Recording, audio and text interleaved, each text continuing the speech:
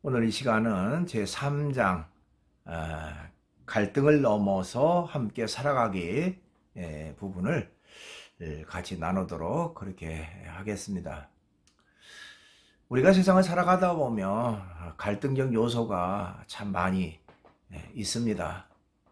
가정 안에서도 수많은 갈등적 요소가 있죠. 부부끼리 갈등이 있는가 하면 또 자녀들끼리, 형제들끼리 갈등이 있고요. 또 부모와 자녀 사이에 때로는 뭐 고부간의 갈등이라든지 또 친구와의 갈등, 또 이웃과의 갈등, 더 나아가서 어떤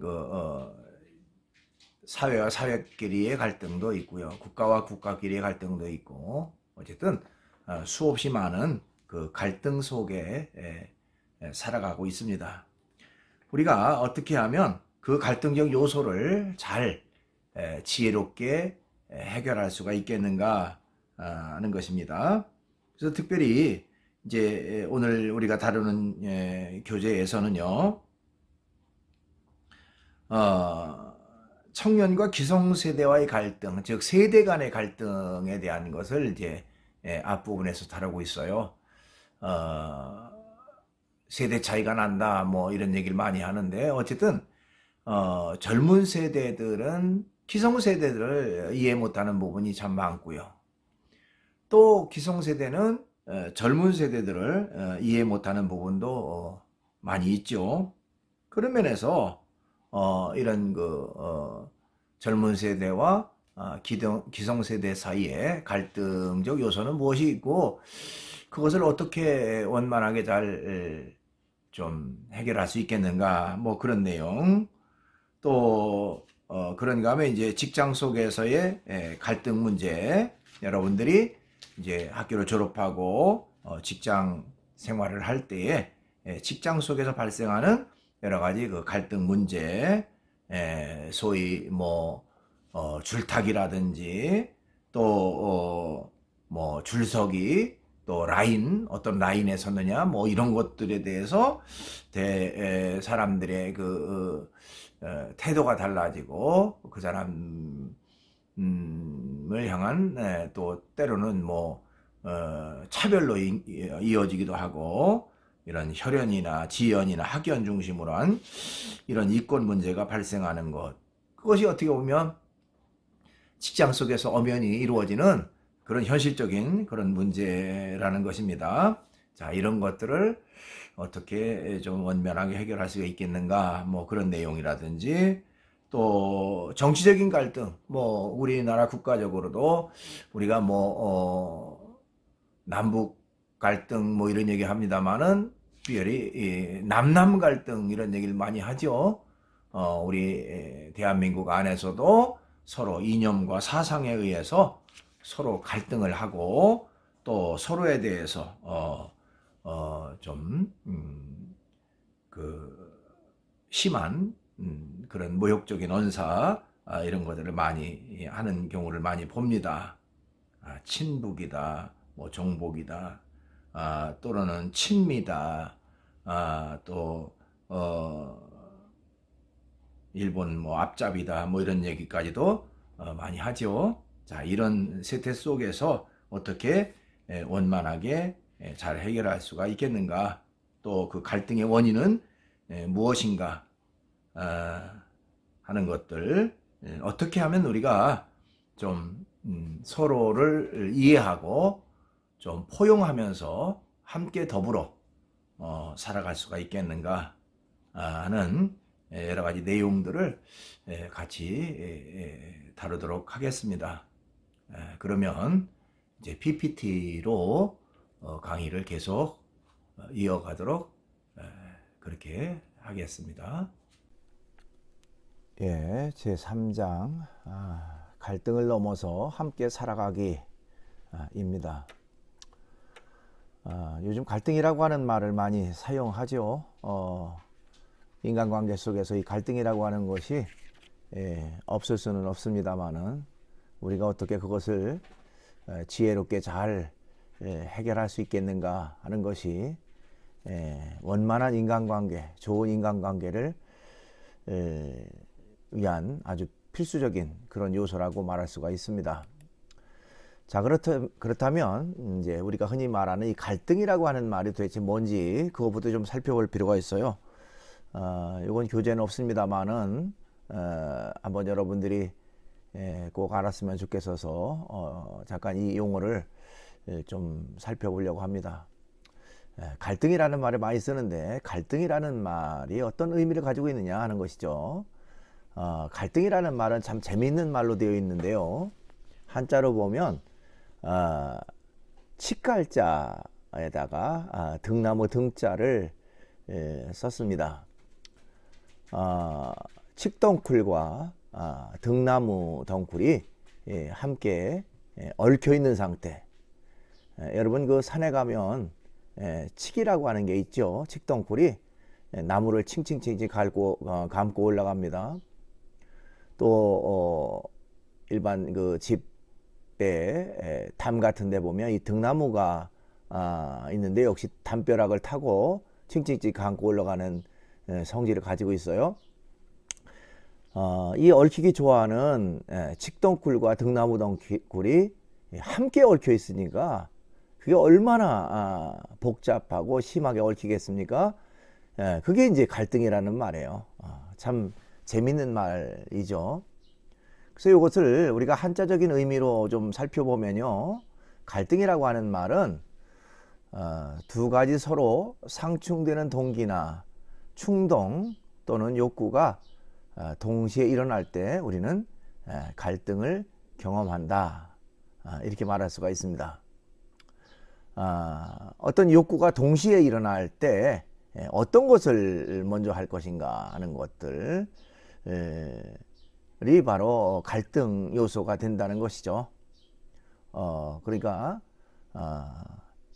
중요한 일과 또 내가 좋아하는 일과 꼭 해야 될 이런 일들 사이에서 어떤 것을 먼저 처리해야 될 것인가 하는 데서 오는 것도 역시 갈등의 요소라고 말할 수가 있습니다. 심리학에서는 갈등을 세 가지 유형으로 봅니다. 우선은 접근 갈등이 있다, 이렇게 얘기를 해요. 이 접근 갈등이라고 하는 것은 아주 쉬운 갈등, 가벼운 갈등, 행복한 갈등, 뭐 이렇게 말하기도 합니다. 예를 들면 A도 좋고 B도 좋은데 어떤 걸 선택할까 하는 데서 오는 갈등이에요. 그러니까 A도 너무 좋고 B도 너무 좋은데 어떤 걸 선택할까? 뭐 예를 들면 여러분들이 학교를 졸업하고 나서 이제 아주 좋은 기업 A 기업과 B 기업 둘 다 동시에 합격을 했다. 그러면 내가 A 기업으로 갈까 B 기업으로 갈까, 어떤 걸 선택할까? A도 좋고 B도 좋고. 그러니까 이것은 행복한 갈등이라고 말할 수 있죠. 그걸 접근 갈등이다, 이렇게 말합니다. 그 다음에 접근 회피 갈등이라고 하는 게 있습니다. 접근 회피 갈등이라고 하는 것은 어떤 것을 하고는 싶은데 또 해서는 안 될 상황에서 오는 갈등이에요. 그러니까 예를 들면 월요일 날 학교에서 기말 시험이 있습니다. 그런데 일요일 날 자신이 이제 축구를 너무 좋아하는데 중요한 축구 시합이 있어요. 상대팀과 라이벌 팀과. 그러면 내가 좋아하는 축구를 하면 시험 공부를 못하니까 시험을 망칠 것 같고, 또 시험 일요일날 시험 준비를 위해서 축구를 포기하면 너무너무 좀 이렇게 축구가 하고 싶고, 그래서 어떤 것을 하고는 싶은데 해서는 안 될 상황에서 오는 갈등, 이것입니다. 그것을 접근 회피 갈등이다, 이렇게 얘기를 하죠. 그 다음에 이제 세 번째로는 회피 갈등이라고 하는 것이 있습니다. 그러니까 가장 어려운 갈등, 가장 힘든 갈등, 뭐 이렇게 표현하기도 합니다. 이것은 어, 이것도 하기 싫고 저것도 하기 싫은데 둘 중에 하나를 선택해야만 할 때서 오는 그런 갈등이라고 말할 수가 있습니다. 그러니까 1번과는 정반대되는 그런 갈등 요소라고 말할 수가 있겠죠. 이건 어떻게 보면 이제 극단적인 상황에서 오는 그런 갈등적 요소가 많습니다. 예를 들면 전쟁터에 나간 군인이 돌격 앞으로 하고 명령을 받았습니다. 자, 앞으로 나가자니 상대방이 계속 총을 쏘기 때문에 죽을 것 같으니까 무서워서 앞으로 갈 수도 없고, 뒤로 물러서 뒤로 가려고 하니까 뒤에서는 명령을 한 상관이 지금 노려보고 있습니다. 그러니까 앞으로도 갈 수도 없고 뒤로도 갈 수도 없는 상황에서 하나를 선택할 때 오는 갈등, 가장 어렵고 힘든 갈등이다. 어쨌든 이런 그 갈등적 요소에서 우리가 어떻게 잘 현명한 선택을 하는가 하는 그것이 중요한 요소라고 말할 수가 있습니다. 자, 이제 여러분 교재로 돌아와서요. 여러분 교재 앞부분에 이제 서론 부분을 잠깐 보겠습니다. 자, 핑미 세대라는 그런 용어가 나와요. 뭐 여러분들은 잘 알고 있는 그런 말일 수도 있겠습니다만은 핑미 제너레이션이란 자, 치열한 경쟁 속에 나를 선택해 달라는 간절함을 가슴에 품고 사는 20대 디지털 세대를 핑미 세대라고 말합니다. 그러니까 그만큼 좀 취업하기가 어렵고 그렇기 때문에 어떻게 해서든지 자신을 어필하려고 하는 그런 그 간절한 세대의 의미가 그 속에 담겨 있다는 것입니다. 좀 씁쓸한 그런 용어라고 말할 수가 있겠죠. 그래서 자신의 특별한 행동이나 외모 따위를 다른 사람들에게 인정받고 싶어하는 세대를 핑미 세대라고 이렇게 말합니다.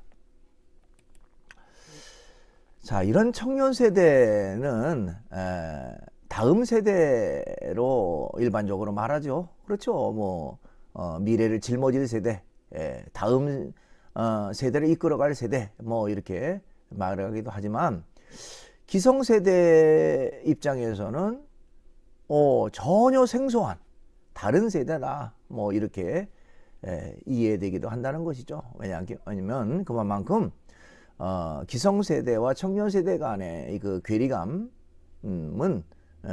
너무 크기 때문에 그렇습니다.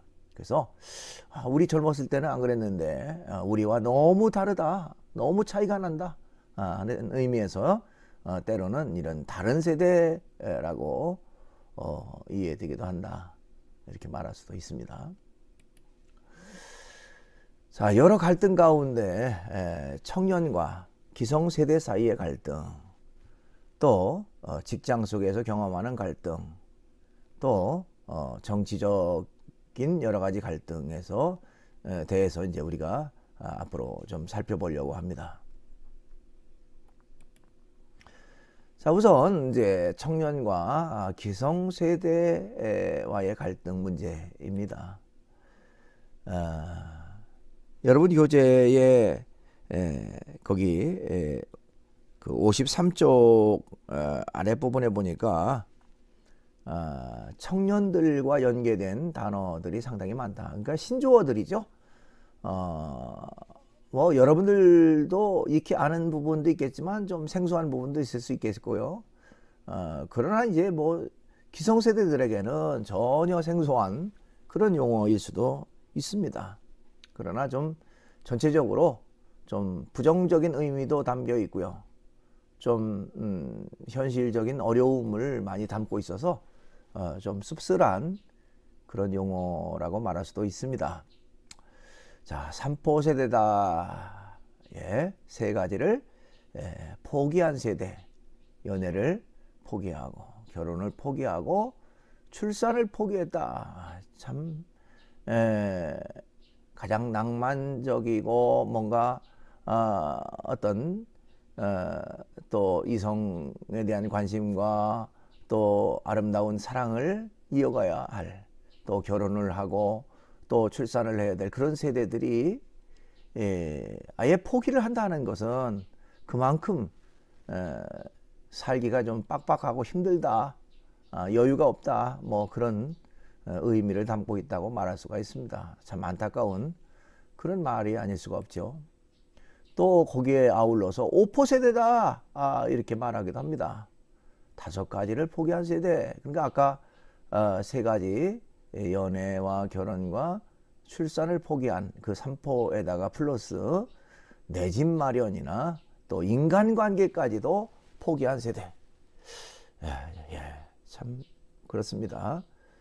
그걸 5포 세대다. 때로는 또 더 나가서 7포 세대다. 5포 세대에다가 플러스 꿈과 희망까지도 포기한 세대. 그 점점 암울한 그런 어떤 의미를 담고 있는 아주 좀 씁쓸한 그런 용어라고 말할 수도 있습니다. 또 N포 세대다. N개의 포기. 그러니까 뭐 모든 일상 속에서 희망적인 요소가 없고 모든 것들을 다 포기한 그런 어떤 세대. 때로는 또 이 캥거루족이라고 하는 용어도 있습니다. 자립할 나이가 됐는데도 부모에게 경제적으로 기대는 자녀를 캥거루족. 호주인가요? 호주에 가면 그 캥거루가 많죠. 거기에 이제 캥거루가 자기 그 새끼를 이렇게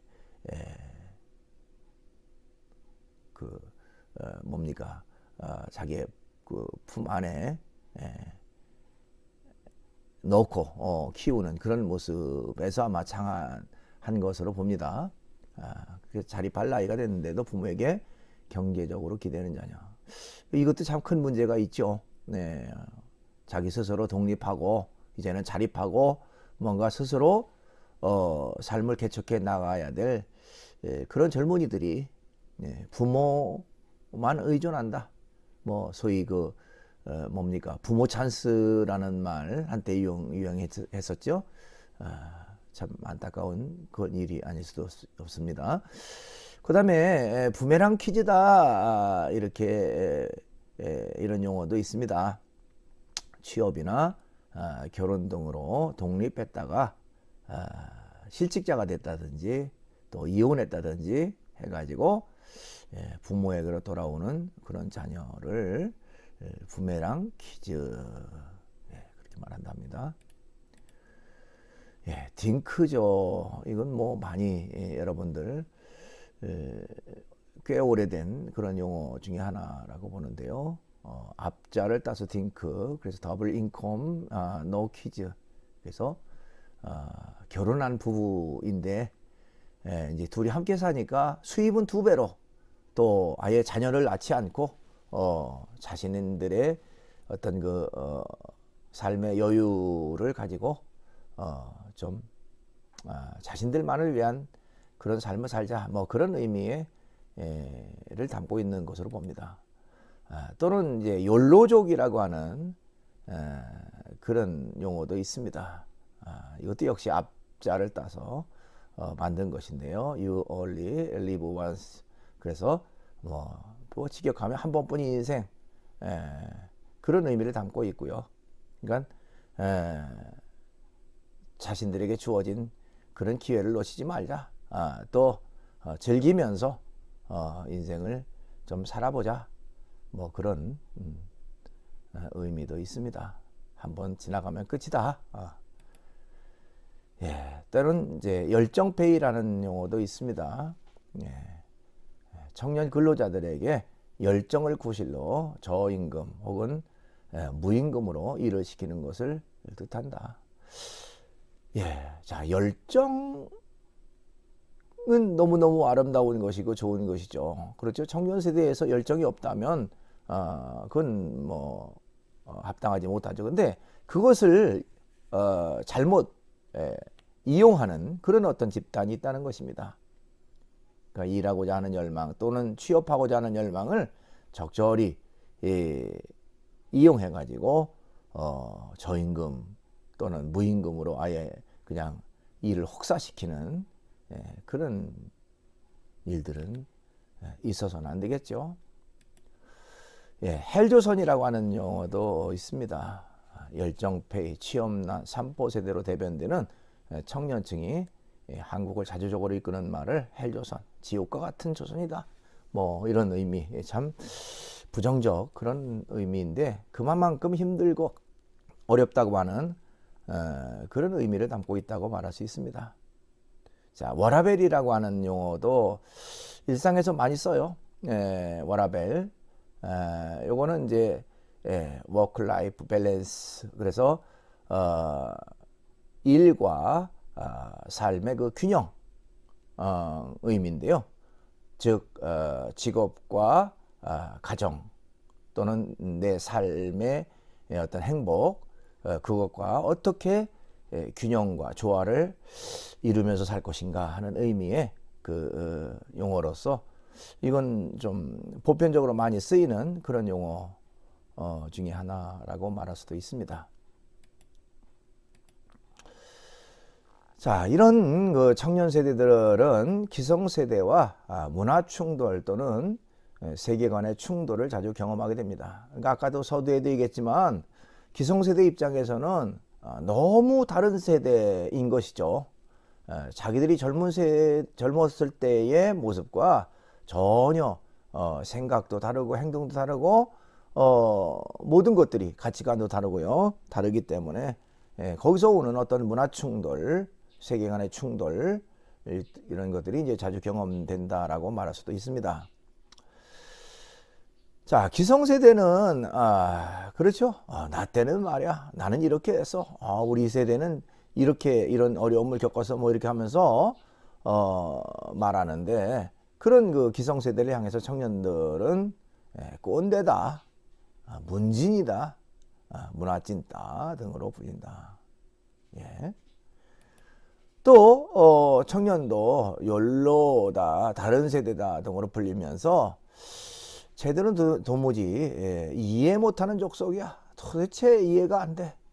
뭐 이렇게 그 기성세대들은 얘기를 한다는 것이죠. 이렇게 이제 세대 간에 서로 심한 그런 그 갈등 요소가 있다라고 말할 수도 있습니다.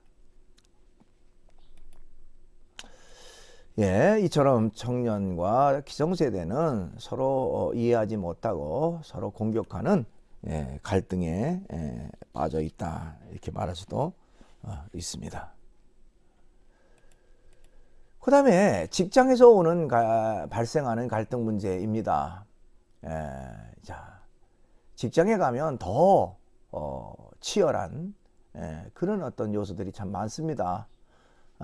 사람들의 직장 생활을 때로는 줄석이다, 줄탁이다 이렇게 말하기도 한다. 어디 출신이냐에 따라서 또 어떤 라인이냐에 따라서 그 사람의 앞으로의 그 직장 생활이 탄탄대로로 풀리느냐, 좀 험난한 그런 길 가느냐 이런 것들이 있기 때문에 이런 줄서기, 줄타기 뭐 이런 말들을 씁니다. 좀 안타까운 거죠. 자신의 실력과 능력을 통해서 공정하게 평가받아야 되는데 좀 줄 잘 서고 좀 다른 사람에게 적당히 아부하고 뭐 이런 것들이 통하는 그런 모습은 바르지 못합니다. 자, 생존 경쟁, 무한 경쟁, 적자 생존의 현장인 직장에서 사람들은 자신을 보호해주고 승진시켜줄 그 인맥을 찾는다는 것이죠. 그리고 이런 직장의 인맥은 또 다른 인맥과 경쟁하면서 갈등을 유발한다는 것입니다. 그러니까 이것은 현실적인 문제이고요. 실제로 그런 어떤 갈등적 요소, 어떤 라인이야, 뭐 이런 것들이 굉장히 좀 그 심각한 그런 상태로까지 연결돼 있고 또 실제적으로 그런 일들이 많이 있다고 하는 것입니다. 직장에서 학교 후배, 고향 후배, 또 친척이나 조카가 동료인 경우에 다양한 업무에서의 이익이 주어지지만은 이익과 편의가 주어져요. 그렇죠? 내 후배 잘 부탁해. 내 고향 사람이야. 이렇게 내 친척이야. 하지만 경쟁 관계 속의 인물이라면 때로는 불이익과 불편이 주어지기도 합니다. 그러니까 그 사람이 아무리 실력과 능력이 뛰어나도 상대편에 대해서는 호의적이지 않다 하는 것이죠. 그러니까 참 바르지 못한 그런 요소라고 말할 수가 있습니다. 자, 이러한 부분이 직장 생활을 힘들게 만드는 큰 갈등 요소라고 말할 수가 있습니다. 그 다음에 이제 정치적인 그런 현 상황 속에서의 갈등 문제입니다. 정치 갈등으로 싸우는 국민들이죠.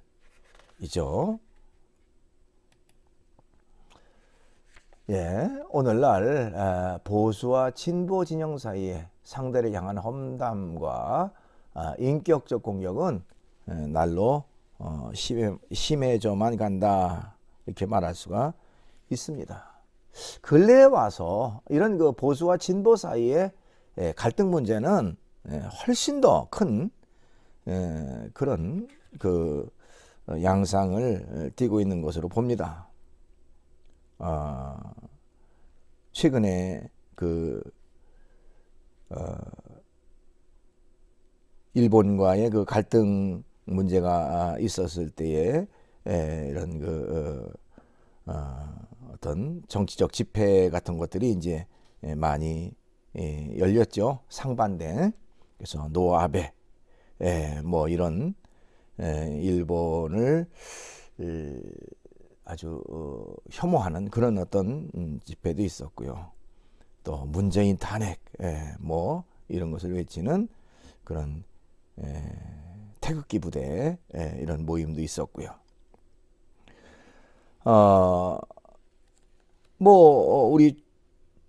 우리가 이미 많이 들었던 그 말들 거기 여러분 교재에 쭉 열거가 돼 있는데요. TK, PK, 영남, 호남, 또 친박, 비박, 친문, 또 친북, 종북, 용공, 색깔론, 태극기 부대, 친미, 친일, 안보, 또 여러 가지 것들 그런 용어들 그러니까 너무 극단적으로 상대방의 그런 그 어떤 사상적 또 것들을 집요하게 이제 공격하는 그런 모습이라고 말할 수가 있습니다. 이런 공격이 이제 날로 심해져만 간다는 것이죠. 자, 언론도 마찬가지죠. 언론도 보수와 진보 논객들의 말을 토대로 연일 상대 진영의 약점만을 공격합니다. 그러니까 소위 이제 종편 채널, 종합 편성 채널. 그래서 요즘 얼마나 다양한 방송들이 있습니까? 거의 다 이제 시사적인 것들 가지고 서로 이제 토론을 하고 하는데 보수 논객과 진보 논객 사이에 이런 그 아주 서로 상반된 좀 극단적인 그런 어떤 그 색깔을 가지고 상대를 공격하는 또 상대의 말을 좀 듣기보다는 오히려 약점만을 공격해서 문제점을 자꾸 부각시키려고 하는 그런 모습들을 봅니다. 자, 이런 것들로 인해서 국민들도 둘로 나뉘어지게 되죠. 그리고 거짓 뉴스, 색깔 논쟁에 힘을 더하고요. 또 다른 주장을 하는 국민들을 향해서 심한 분노의 공격을 하고 있습니다. 자, 서로를 향한 폭넓은 이해와 포용이 사라졌습니다. 너무너무 극단적이 돼버리고요. 너무너무 나는 옳고 상대방은 잘못됐다고 하는 이런 이분법적 논리가 너무 심화됐다. 이렇게 말할 수도 있습니다. 자, 전쟁 경험 세대가라고 불리죠. 만 70세 이상으로 일본 식민지와 6.25 전쟁을 경험한 이들을 이제 전쟁 경험 세대 이렇게 부르기도 합니다.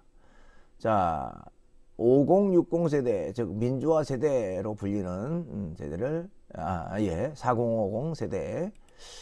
그다음에 정보화 세대로 불리는 2030 세대를 이렇게 이제 각각 부르기도 하는데요. 자, 각 세대들은 다른 세대들의 의견에 대해서 배타적인 자세를 취합니다. 그러니까 이런 그 세대 간의 갈등도 어떤 정치적 요소에 있어서도 굉장히 좀 시각 차이가 있다라고 말할 수가 있어요. 자신들의 그 경험했던 세대로서의 그런 어떤 생각들, 그런 것들이 도대체가 다른 세대 사람들이 하는 그런 모습을 이해하지 못한다. 왜 저러고 있는지 모르겠다. 뭐 이런 말을 많이 합니다. 그래서 전쟁 경험 세대들은 안보라든지 우리나라의 그런 좀 국방이라든지 이런 것들에 대해서 굉장히 중요성을 얘기하고 또 그런 인식이 있죠. 그런 면에서 민주화 세대나 정부화 세대를 향해서 보는 시각이 좀 다를 거고요. 민주화 세대나 또 젊은 세대들은 너무 지나치게 안보하고 또 극단적으로 어떤 몰고 가니까 그런 것들에서 오는 그런 부정적 그런 요소들이 생각들이 많이 있을 겁니다. 자, 정치적 갈등은 남북 문제에서 아주 극명하게 분리가 됩니다. 그것은 대북 인식과 통일 문제라고 말할 수가 있습니다. 그렇죠. 전쟁을 경험한 세대는 6.25 전쟁 특별히 을 치르면서 어떤 북한 군들 또 소위 인민군이라 그러죠. 그들의 극악무도한 그런 만행들을 많이 보면서 도저히 상종하지 못할 사람들이다 하는 그런 강한 인식을 가지고 있겠고요. 또 뭐 민주화 세대는 상대적으로 좀 포용적이고 좀 같은 동포라고 하는 의미로 받아들여서 우리 한 결애고 한 동포고 한 민족이다. 빨리 회복해야 된다. 뭐 그런 이상론적인 생각을 가질 때도 있습니다. 그러나 또 젊은 세대들은 현실적으로 지금 우리도 취업하기가 힘들고 경제적으로 너무 힘들어서 먹고 살기 힘든데 만약에 통일을 한다면 엄청난 통일 부담, 통일 비용 부담, 그것은 우리가 감당해야 될 몫인데 왜 우리가 구태여 그렇게 해야 될 필요가 있는가?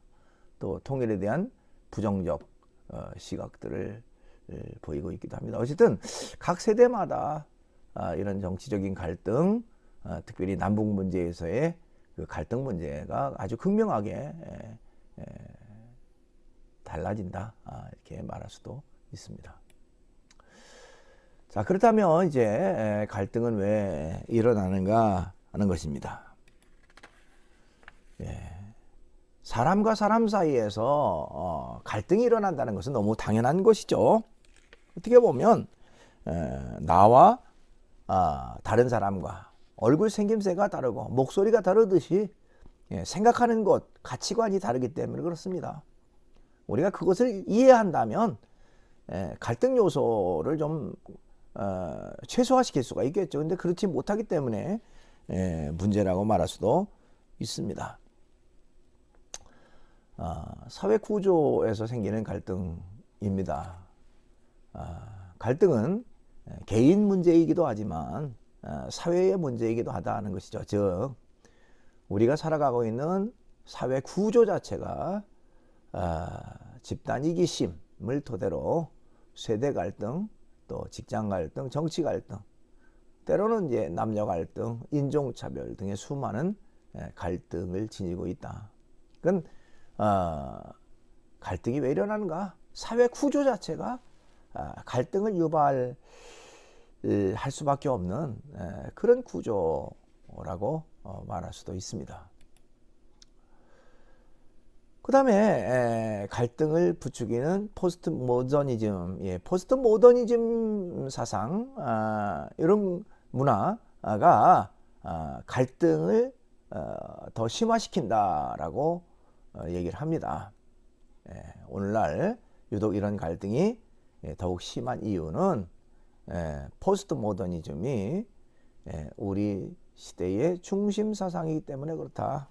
그래서 이 포스트 모더니즘적 생각, 사상, 이런 것들이 갈등적 요소를 더 심화시킨다라고 말할 수가 있습니다. 그렇다면 포스트 모더니즘에 무엇이 그렇게 갈등을 유발시키는가 하는 것이죠. 포스트 모더니즘은 소위 그 다원화라고 불려지기도 합니다. 다양화, 다원화, 또 상대주의, 또 과학주의와 이성주의에 대한 비판, 또 진리와 역사에 대한 힘의 관점에서의 해석, 이데올로기나 세계관과 같은 거대 담론의 거부, 또 파편화의 개체주의 등의 특징을 지닌다. 그러니까 포스트 모더니즘은 이제까지의 흐름과 전통적 요소, 이제까지 되어왔던 이런 가치관, 보편적 가치관이죠. 이런 것들을 무시하는 그런 경향이 많습니다. 그러니까 새롭게 변화돼야 된다, 새롭게 창조돼야 된다, 또 개인의 개성과 개선의 창의성을 강조하는 사상이 바로 포스트 모더니즘적 사상이라고 말할 수가 있어요. 그러다 보니까 이제까지 흘러왔던 그런 전통적 사상, 전통적 요소와 갈등이 있을 수밖에 없죠. 특별히 어떤 모든 그 사물에 대한 가치, 또 윤리 규범, 기준 이런 것들을 인정하지 않는다는 거죠. 어떤 그 규칙적 틀에 얽매이지 않고 왜 그 틀에 얽매여야 되는가? 왜 거기서 속박을 당해야 되는가? 하면서 자유분방함을 표방하는 그런 사상이라고 말할 수 있습니다. 그러다 보니까 여러 가지 부분에서 어떤 그 생각 차이, 또 행동 차이 이런 것들이 생기게 되고 갈등적 요소가 발생하게 된다 이렇게 말할 수도 있습니다. 다시 말해서 객관적 기준이 없다는 말이다. 모든 게 내 마음대로라는 것이다. 내가 기준이 돼서 모든 것을 해석한다. 그래서 개인은 자기중심적이 되고 집단도 자기중심 안에서 상대를 향해 수많은 갈등을 일으키게 된다. 이렇게 말할 수도 있습니다. 그러니까 객관성이 없다는 것이죠. 보편성, 객관성 이런 것들이 결여됐다. 나중심적이다. 나만 편하면 됐고 나만 좋으면 됐고 또 내 생각대로 산다. 내 개성이다. 이런 것들을 굉장히 좀 강조하는 것이죠. 그러다 보니까 당연히 갈등이라고 하는 것이 생길 수밖에 없다. 이렇게 말할 수가 있습니다. 그 다음에 이제 여러분 교재에 보니까 소비 사회가 갈등을 키운다 이런 내용이 나옵니다. 무한 경제 사회 속에서 경쟁이 항상 공정한 것은 아니다. 그러니까 똑같은 조건에서 똑같이 출발하고 똑같은 조건으로 싸워야 되는데 사실 무한 경쟁이라고 하면서도 똑같은 상태가 아니기 때문에 공정한 경쟁이 아니라는 거죠. 돈이나 권력이나 계급 등을 소유한 사람들이 불공평하게도 좋은 것을 먼저 선점한다. 그렇죠. 그러니까 아무것도 없이 똑같은 상황에서 경쟁을 한다면 그것이 공정한 경쟁일 수도 있는데 이미 가지고 있는 사람이 그 가진 걸 이용해서 더 많이 가지려고 한다면 아무것도 없는 사람 입장에서는 이건 불공정한 게임이죠. 자, 이처럼 유한한 물품은 인간의 갈등 구조를 더욱 심화시킨다는 것입니다. 그러니까 이런 소비 사회 자체가 갈등을 부추긴다.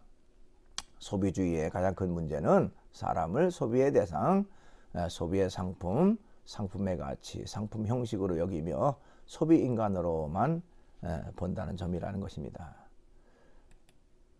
자, 오늘날 소비 문화는 소비 상품으로서의 인간을 항상 갈등 가운데 서게 만든다 하는 것이죠. 그러면서 또한 어떤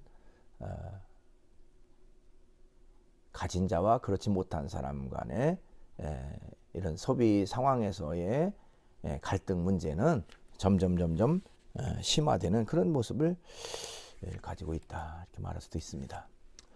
그 다음에 이제 또 갈등이 왜 일어나는가? 자, 왜곡된 나는 갈등의 원인이 된다 하는 것입니다. 핵가족화되고 1인 가구가 늘어나며 매우 빠른 기술의 변화 속에 뒤처지는 자신의 모습에 대한 두려움과 불안 속에서 사람들은 관심을 자신에게로 향할 수밖에 없습니다. 그래서 나 중심의 이기주의가 되는 것이죠. 자, 핵가족화, 1인 가구, 그렇죠? 우리가 혼밥이라고 하는 말을 가끔 사용하기도 하는데, 그렇죠? 아예 요즘은 뭐 식당 같은 데서는 또 이렇게 혼자 밥을 먹을 수 있도록 그렇게 만들어 놓은 그런 것도 많이 있다고 그러더라고요. 자, 이런 거 그러다 보니까 나 중심적이 되고 이기적이 되고 다른 사람과의 관계 단절로 이어진다는 것이죠. 그렇습니다. 자, 물론 이런 나 중심성은 인간이라면 누구나 가지고 있습니다. 그러나 이런 나 중심성이 갈등을 유발하기 때문에 우리는 갈등보다 화평을 얻기 위해서 나 중심이 아니라 너 중심과 우리 중심이 돼야 된다. 그러니까 생각의 전환을 좀 같이 가질 필요가 있다는 것이죠. 우리가 개개인이 물론 한 사람 한 사람이 존재하지만 그 한 사람 한 사람이 모여서 사회라고 하는 집단을 이루고 집단이 함께 살아가야 될 세상이 바로 오늘날의 세상이다. 그 때문에 나 혼자라고 하는 의미보다는 함께라고 하는 의미, 더불어라고 하는 의미, 또 내가 소중한 만큼 이웃에 대해서 소중함을 생각하고 존중감을 가지고 살아가는 것이 참으로 중요하다 이렇게 말할 수도 있습니다. 그래서 우리가 이런 나 중심적 그런 어떤 삶의 자세에서 때로는 너 중심적 또 우리 중심적 인 그런 어떤 사고의 전환 이것도 굉장히 중요하다 이렇게 말할 수도 있습니다. 갈등 해결을 위한 기법들 요거는 우리 교재에 나와 있는 것은 아닙니다만은 우리가 갈등 해결을 위해서 좀 좋은 방법은 어떤 것이 있을까 하는 내용이 있어서 잠깐 살펴보겠습니다. 우선 적극적으로 경청하라 하는 것입니다. 대개가 어떤 그 갈등적 요소가 있을 때에 그 소통의 문제가 출발점이 되는 경우가 많이 있습니다. 내가 말한 대로 상대방이 제대로 전달받지 못했다든지 또 상대방의 말을 내가 오해했다든지 뭐 이런 것에서 오는 그 경우가 많이 있거든요. 그런 면에서 우리가 갈등적 해결을 위한 기법 가운데 첫 번째로는 적극적인 경청입니다. 적극적인 경청은 열린 마음을 가지고 상대방의 말에 귀를 기울이는 그런 태도가 중요하다라고 말할 수가 있습니다. 그렇죠? 대개 갈등은 오해에서 비롯된 경우가 있다는 것입니다. 그 다음에 갈등 해결을 위한 기법 가운데 중요한 것 가운데 하나는 바로 나 메시지를 사용하라 하는 것입니다. 나 메시지. 우리가 일반적으로 나 메시지가 있고요, 너 메시지가 있습니다. 그 나 메시지와 너 메시지를 사용하라는 것인데요.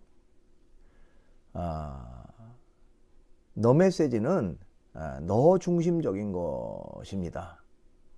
그리고 때로는 명령형이고요. 모든 문제를 상대방에게 돌리려고 하는 그런 태도를 너 메시지라고 말할 수가 있습니다. 너 때문이야. 내가 문제야.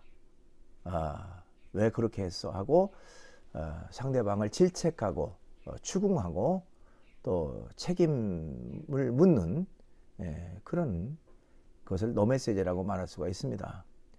자, 너 메시지를 들으면 듣는 입장에서는 굉장히 좀 불쾌한 마음이 들게 되죠. 모든 책임을 자신에게 돌리니까. 뿐만 아니라 질책하고 또 명령을 듣고 하다 보면 누구나 다 심한 반발심이 생길 수밖에 없습니다.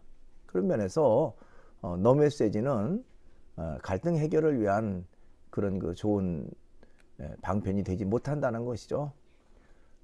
물론 너 메시지가 좋을 때도 있습니다. 그건 바로 간단 명료해서 어떤 경우에 즉시 상대방에게 어떤 의견을 전달할 때 너 메시지가 때로는 필요해요.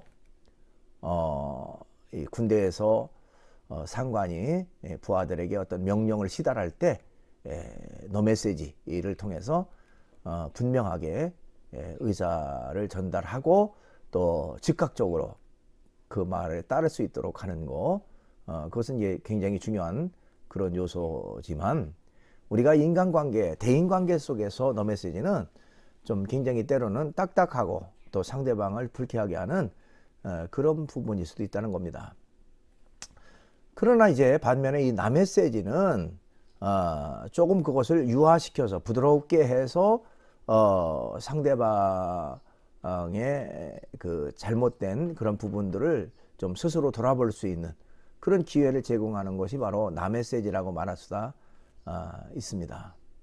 그러니까 이 책임 소재가 너와 관계되느냐 하는 것은 너 메시지, 나와 관계되느냐 하는 것은 나 메시지예요.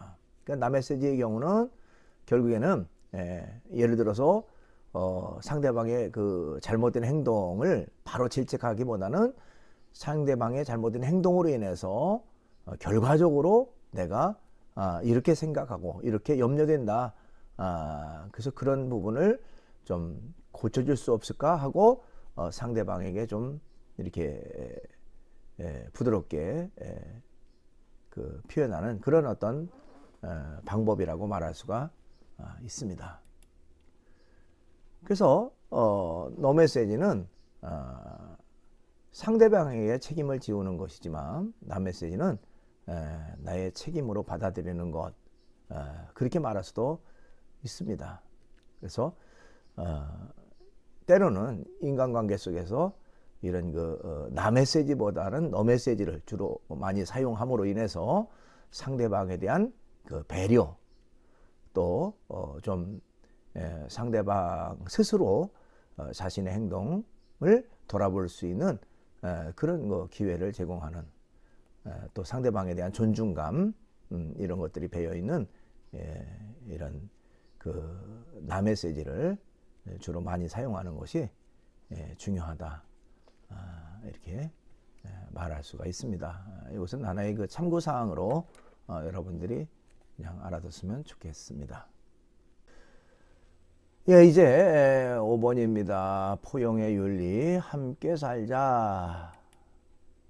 예, 소중한 인간, 하나님의 형상을 회복하다. 그러니까 이것은 이제 우리가 갈등 문제를 최소화하고 또 갈등을 해결하기 위한 대안으로서 제시하는 그런 부분입니다. 예, 우리는 이 시대의 기준이 되어버린 돈의 형상, 물질의 형상, 또 권력의 형상이 아닌 하나님의 형상을 회복해야 된다. 기독교 관점에서 본래적 의미의 인간을 은의 모습으로 가야 된다는 것이죠. 너무 세속화됐다, 너무 물질화됐다, 너무 어떤 권력화됐다. 그래서 본래 의미의 인간의 참 모습으로 돌아가야 된다. 그것은 이제 하나님의 형상을 회복해야 된다는 의미로 우리가 받아들일 수가 있습니다. 그 다음에 이제 사랑의 공동체, 하나님 나라를 회복하다. 나와 너, 우리가 함께하는 사랑의 공동체가 하나님의 원하시는 공동체다. 이런 공동체 안에서 진정한 의미에서의 갈등이 극복된다. 그렇죠. 우리가 조금 전에도 이제 살펴봤습니다만은 너무 지나치게 나 중심적이고 나 본의적이고 또 나 이기적인 어떤 그런 사고, 그런 생각을 우리가 떨쳐버리고 내가 소중하기 때문에 상대도 소중한 것이고 또 상대에 대한 존중감을 가지고 함께 더불어 살아가는 그런 어떤 세상이 돼야 되고 또 그런 생각을 가지고 살아가야 된다는 것이죠. 그런 면에서 함께야 한다, 또 더불어 살아간다라고 하는 의미를 우리가 그 중요성을 기억해야 된다는 것입니다. 그것이 바로 어떻게 보면 창조자 하나님의 나라를 회복하는 그런 진정한 사랑의 공동체가 돼야 된다. 뭐 이렇게 말할 수도 있습니다. 그 다음에 소통, 사랑의 하나됨이 중요하다. 사랑의 하나됨을 통한 함께함으로 모든 갈등적 요소를 제소할 수 있다. 자, 소통이라고 하는 말 많이 사용하죠. 소통이 안 된다, 불통이다, 뭐 이런 말들 역대 정권에서도 많이 들었던 그런 말이기도 합니다만은 우리가 인간관계 속에서도 소통이라는 말은 참 중요합니다. 가깝게는 가족과의 소통이 있어야 되겠고요. 친구와 이웃과 좋은 인간관계 그리고 소통적 요소가 있어야 되겠죠. 그래서 사랑의 하나됨을 통한 함께함, 참 의미 있는 그런 용어라고 말할 수도 있습니다. 하나됨, 그러니까 더불어 함께 하나됨에 통해서 함께함으로 어떤 갈등적 요소를 최소화할 수 있는 그런 부분이 있다라고 말할 수도 있습니다. 홀로 독불장군처럼 우리가 세상을 사는 것이 아니고 우리는 사회적 구성원으로서 함께 더불어 살아간다는 것이죠. 그런 면에서 서로 사랑하고 서로 존중하고 서로 포용하는 그런 그 아름다운 그 사랑의 공동체가 되는 것이 어떻게 보면 갈등적 요소를 최소화하는 그런 부분이라고 말할 수가 있습니다.